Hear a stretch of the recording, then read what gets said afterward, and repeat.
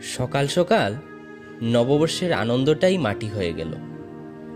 বাবা হাত ধরে বাজারে নিয়ে গিয়েছিলেন। মা বলেছিলেন, তুমি এখন বড় হয়েছ, মাঝে মাঝে বাজার টাজারে যেতে পারো।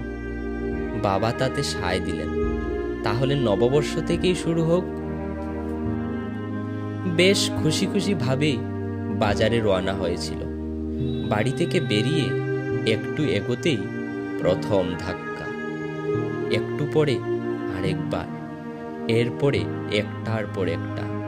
বাজারে গিয়ে তো অবাক, বাজারটা যেন রাস্তায় উঠে এসে গেছে। দোকানগুলোর কাছাকাছি মাটি রক্তে লাল। দোকানের আশেপাশে কোনো খুঁটিতে বাঁধা অনেকগুলো পাঠা নিজের কোনো সঙ্গীর রক্তের উপর দাঁড়িয়ে ভীত চোখে ছাল ছাড়িয়ে ঝুলিয়ে রাখা তার সঙ্গীকে দেখছে, কখন জানি তার চরম সময়টা এসে যাবে। রাস্তায় জনস্রোত বাজারমুখী। নববর্ষের বাজার, বিশেষ করে মাছ মাংস। বাজারে ভিড় যত বেশি, তাবৎ পাঠাকুলের আতঙ্কও বেশি। পাড়ায় পাড়ায়, গলির মুখে, সর্বত্র গোল গোল জটলা। মানুষ আসছেন, দরদাম করছেন, সঙ্গে সঙ্গে কাটা পড়ছে হাতের সামনের পাঠাটি।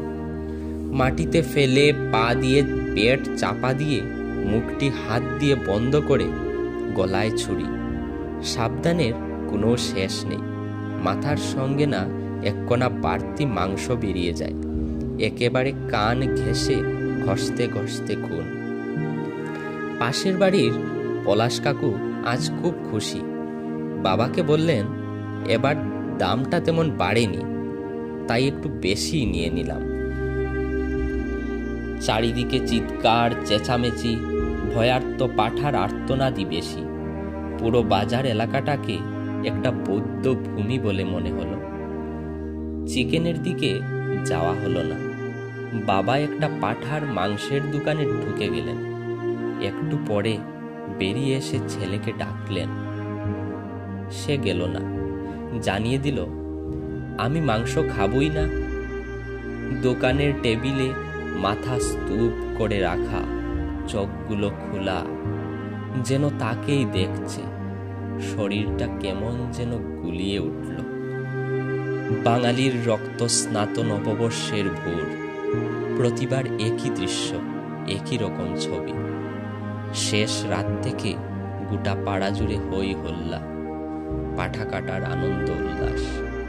আগে কি রকম ছিল কে জানে, কিন্তু নিজের চোখের দেখা সময়ের হিসেবে এই উল্লাস দিনের পর দিন বেড়েই চলেছে।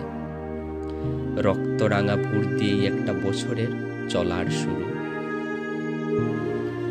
নতুনকে বরণ করে নেবার সংস্কৃতির এই পর্বটুকু বড়ই বেদনাদায়ক।